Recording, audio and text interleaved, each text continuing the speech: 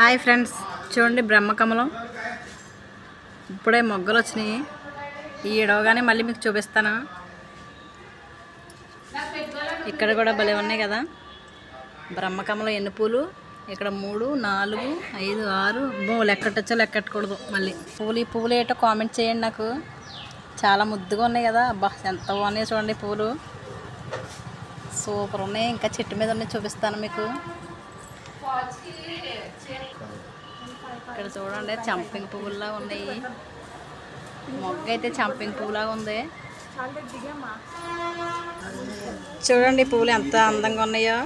ఏం పూలో కామెంట్ చేయండి. వీటికి ఏం కాయలు కాస్తాయో నేను చెప్తాను తర్వాత మీకు. మీరు కామెంట్ చేస్తే గెస్ట్ చేసి చూడండి ఫ్రెండ్స్, చాలా బాగున్నాయి కదా ఈ పూలు.